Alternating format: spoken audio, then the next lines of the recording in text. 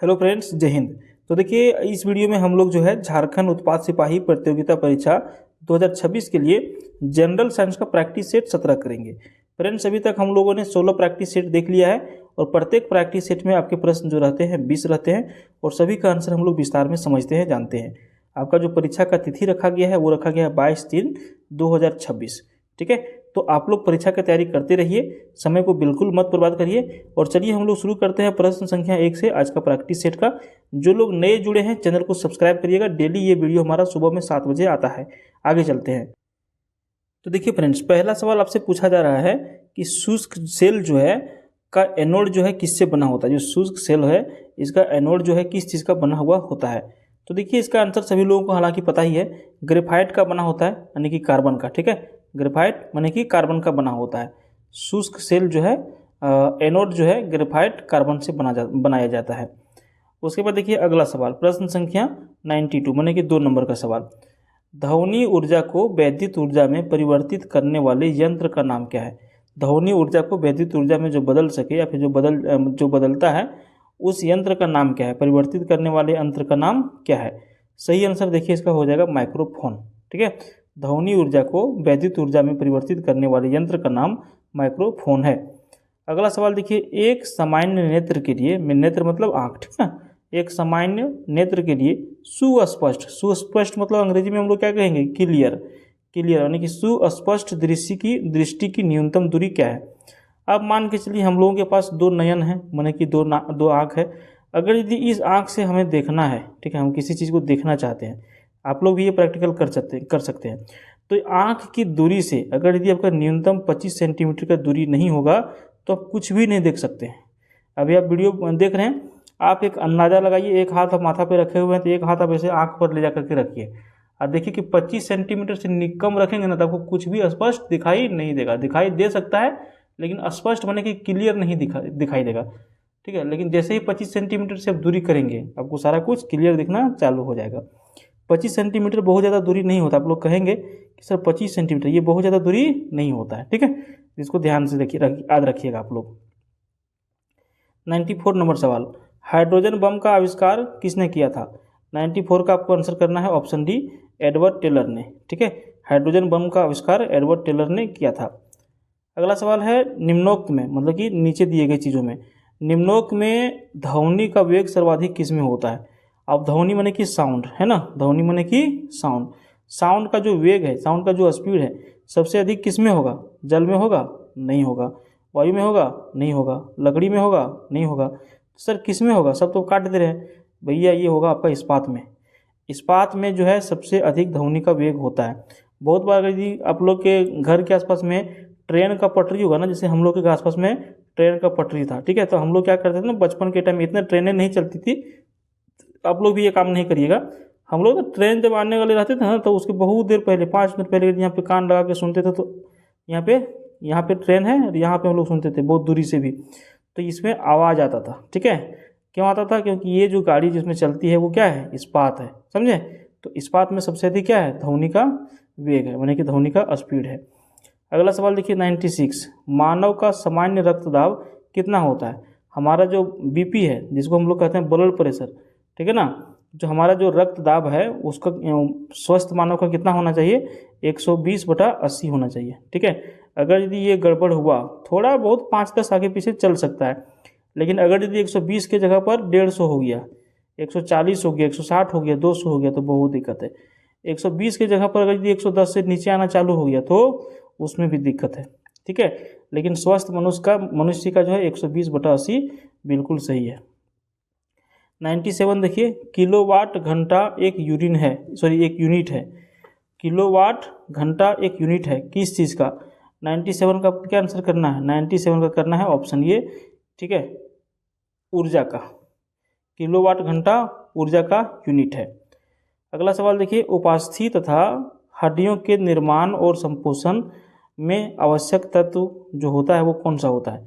उपास्थि और हड्डी का जो निर्माण होता है और इसमें जो संपोषण में जो आवश्यक तत्व होता है वो कौन सा होता है। 98 का आप लोग आंसर करिए, कैल्शियम का। हड्डी का निर्माण क्या होता है, कैल्शियम से होता है। आपका जो दांत है, आपका जो हड्डियां हैं, ठीक है, सारी चीज़ें किससे बनी हुई हैं, कैल्शियम से। अगर यदि किसी का हाथ पैर या कोई हड्डी उड्डी टूट जाता है तो डॉक्टर क्या बोलता है, कैल्शियम का गोली खाइए। डॉक्टर क्या बोलता है, अंडा खाइए। डॉक्टर क्या बोलता है, दूध खाइए, क्योंकि सभी चीज़ों में क्या है, कैल्शियम अधिक मात्रा में होता है। जब भी हड्डी टूटता है तो अधिकतम जो है डॉक्टर कैल्शियम लेने का सलाह देता है। ठीक है, तो इसको आप लोग याद रखिएगा। उसके बाद देखिए अगले सवाल की ओर बढ़ेंगे। 99 नंबर, मिल्क ऑफ मैग्नीशिया एक निलंबन है किस चीज़ का। 99 का आपको आंसर करना है ऑप्शन बी, मैग्नीशियम हाइड्रोक्साइड का। मिल्क ऑफ मैग्नीशिया जो है एक निलंबन है मैग्नीशियम हाइड्रोक्साइड का। मैग्नीशियम हाइड्रोक्साइड का उपयोग जो है चीनी उद्योग जो होते हैं, चीनी के जो मिल होते हैं उसमें मोलासिस से चीनी तैयार करने के लिए किया जाता है। किस चीज़ का, तो मैग्नीशियम हाइड्रोक्साइड का। ठीक है, अगले सवाल की ओर बढ़ते हैं। प्लास्टर ऑफ पेरिस का तो नाम आप लोगों ने सुना होगा। जब भी हड्डी वड्डी पैर टूटता था तो हाथ का बैंडेज इसी से होता था। प्लास्टर ऑफ पेरिस का रासायनिक नाम क्या है। 100 नंबर का आप लोग को आंसर करना है कैल्शियम सल्फेट हेमीहाइड्रेट। ठीक है, calcium sulphate hemihydrate plaster of Paris का रासायनिक नाम है। अच्छा देखिए, इसका जो प्रयोग होता है कहाँ कहाँ पर होता है, तो इसका मूर्ति बनाने में प्रयोग कर सकते हैं, शल्य चिकित्सा में पट्टी बांधने में प्रयोग कर सकते हैं, और जो छत जो होते हैं, जो दीवार जिसको आप कहते हैं पुट्टी करवाना है, ठीक है, वो पुट्टी क्या होता है, यही सब चीज़ होता है। दीवारों को चिकना करने आदि में इसका प्रयोग होता है। किसका, प्लास्टर ऑफ पेरिस का। रासायनिक नाम क्या हो गया, कैल्शियम सल्फेट हेमीहाइड्रेट, याद रखिएगा। 101 नंबर सवाल देखिए, स्टेनलेस स्टील किसकी एक मिश्र धातु है। जब आप बर्तन वगैरह लेने के लिए जाएंगे ना तो बहुत बार दुकानदार बताता है कि ये स्टेनलेस स्टील का है, मतलब कि इसमें जंग नहीं लगेगा। क्या होगा, स्टेनलेस स्टील में जंग नहीं लगता है। ठीक है, जंग नहीं लगता है। तो ये मिश्र धातु, मिश्र धातु मतलब मिक्सचर, 2-3 चीज़ को मिला करके बनाया जाता है। तो इसमें क्या क्या मिला होता है, इसका आंसर हम लोग को पूछना है, बताना है। तो इसका आंसर हम लोग करेंगे लोहा, क्रोमियम और निकल। ठीक है, लोहा, क्रोमियम और निकेल कहिए या फिर निकल कहिए, धातु का बना होता है। स्टेनलेस स्टील का जो प्रयोग होता है चिकित्सा और प्रयोगशाला के उपकरण में किया जाता है। जैसे मान के चलिए चिकित्सा यहाँ पे क्यों प्रयोग हुआ, तो चिकित्सा का जो कैंची छुरा रहता है जिससे ऑपरेशन वगैरह किया जाता है, अगर यदि वो लोहे का रहेगा तो क्या होगा, जंग लग जाएगा, उसमें दिक्कत हो जाएगा। लेकिन स्टेनलेस स्टील का रहेगा तो क्या होगा, किसी तरह का दिक्कत नहीं होगा।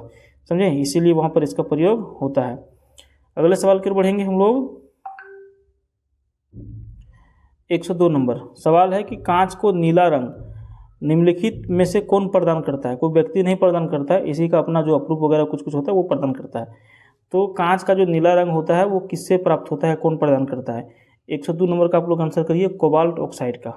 कांच का नीला रंग, ठीक है, ऑक्साइड के कारण जो है होता है। कोबाल्ट ऑक्साइड के कारण गहरा नीला रंग होता है। समझे, ध्यान रखिएगा। अगला सवाल देखिए 103 नंबर, जल का घनत्व 1g/cc, यह जो है बिल्कुल सही है। किसके बराबर होता है ये, तो 103 नंबर का आपको आंसर करना है ऑप्शन बी। ठीक है, 4 डिग्री सेल्सियस पर। ठीक है, जल का जो उष्णीय मान अधिकतम होता है वो 4 डिग्री सेल्सियस पर सबसे अधिक होता है। अगला सवाल देखिए 104 नंबर, रक्त स्कंदन में कौन सा विटामिन क्रियाशील होता है। रक्त स्कंदन मतलब जब रक्त जो चलता है, एक तरह से कह सकते हैं। ठीक है, तो इसका विटामिन के जो है यही क्रियाशील होता है, विटामिन के। ठीक है, रक्त का थक्का बहुत बार आदमी का नहीं बनता है, रक्त का थक्का नहीं बनता, मतलब कि ब्लड क्लोटिंग नहीं होता, मतलब कि ब्लड नहीं जमता है, वो ब्लड चलते रहेगा अगर यदि किसी व्यक्ति में विटामिन के का कमी रहेगा तो। समझे, ध्यान रखिएगा। 105 नंबर सवाल है, किसकी उपस्थिति के कारण गाय का दूध का रंग पीला होता है। आपके घर में गाय होगा और नहीं भी होगा तो जब आप दूध लेने के लिए जाते होंगे तो देखिएगा ये दूध जो रहता है ना हल्का सा पीला रहता है, हल्का सा पीला रहता है। और इसका जो पीला रहने का कारण है वो कैरोटीन है।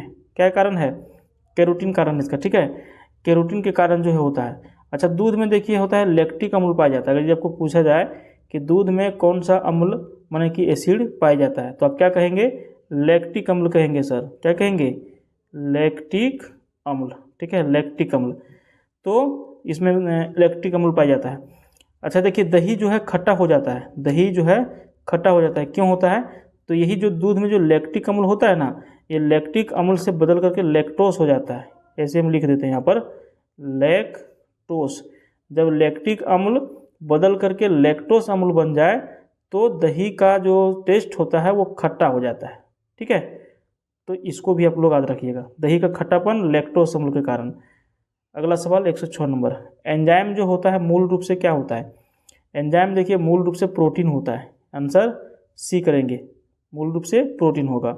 हमारे शरीर की जो ग्रंथि रस है वहाँ पे स्रावित करते हैं जो एंजाइम कहलाते हैं। हमारे शरीर की ग्रंथि रस स्रावित करते हैं जो एंजाइम कहलाते हैं। कान की कितनी हड्डियाँ होती है? जो मनुष्य का जो कान है इसमें कुल कितनी हड्डियाँ होती है? तो इसमें हड्डियों की संख्या होती है 6। ठीक है। मानव शरीर में कुल कितनी हड्डियाँ होती है? मानव शरीर में होते हैं कुल 206। लेकिन यदि कोई बच्चा है तो बच्चों में हड्डियों की संख्या कितनी हो जाएगी? 208। बच्चों में 2 हड्डियाँ अधिक रहती है, ठीक है, बड़े बुजुर्गों के अपेक्षा। और खोपड़ी में जो अगर यदि पूछा जाए कि खोपड़ी में कितनी हड्डियाँ होती है, तो खोपड़ी में होती है हड्डियों की संख्या 29। कितने? 29, जिसमें 8 अस्थियां संयुक्त रूप से मनुष्य के मस्तिष्क को सुरक्षित रखता है 29 में से। कान की सबसे छोटी हड्डी होती है स्टेपिस, ठीक है, इसको भी याद रखिएगा। अगला सवाल देखिए 108 नंबर सवाल है, पौधे में जाइलेम उत्तक निम्नलिखित में से किस पदार्थ का संवहन करता है? देखिए पौधे में जो जाइलेम उत्तक होता है ना, ये कौन सी पदार्थ का जो है संवहन करता है? 108 का आंसर करिए ऑप्शन ए, पानी का। पौधों में जाइलम उत्तक पानी एवं खनिज लवण का संवहन करता है, माने कि इधर से उधर ले जाने का काम करता है। अगला सवाल देखिए 109 नंबर 110 नंबर 109 नंबर पहले देखेंगे, प्याज में निम्नलिखित में से किसमें खाद्य जमा होता है? 109 नंबर का आप लोग आंसर करिए। प्याज में जो होता है सल्क पत्र में खाद्य जमा होता है। किसमें? सल्क पत्र में। अगला सवाल 110 नंबर, लाल रुधिर कोशिका माने कि रेड ब्लड सेल आरबीसी का उत्पादन निम्नलिखित में से किसके द्वारा होता है? 110 नंबर का आप आंसर करिए, अस्थि मज्जा। लाल रुधिर कोशिकाओं का निर्माण अस्थि मज्जा के द्वारा होता है, जिसमें फाइब्रिनोजेन नामक प्रोटीन का उत्पादन यकृत से होता है, जो रक्त को थक्का बनाने में मदद करता है। समझे? तो इसको भी ध्यान में रखिएगा। आरबीसी होता है और एक होता है डब्ल्यूबीसी, रक्त का प्रकार हम बता रहे हैं डब्ल्यूबीसी, जिसको क्या कहते हैं? White blood cell. डब्ल्यूबीसी जो है रोगी प्रतिरोधक होता है, यानी कि अगर यदि कोई रोग आपका होने वाला है, बीमारी होने वाला है, उससे ये लड़ाई कर करके बीमारी को जो है शरीर में नहीं आने देता है। यदि डब्ल्यूबीसी कम हो गया तो इसमें भी दिक्कत है। समझे? तो इसको जो है आप लोग याद रखिएगा। तो यहाँ पे फ्रेंड्स ये हमारा क्लास अभी ख़त्म होता है और डेली हमारा ये जो है सुबह में 7 बजे हमारा जो है क्लास चलता है। तो आप लोग चैनल को यदि सब्सक्राइब करना चाहेंगे डेली टेस्ट लगाने के लिए तो कर सकते हैं। हमारे चैनल का नाम है जीके विद आरके। धन्यवाद।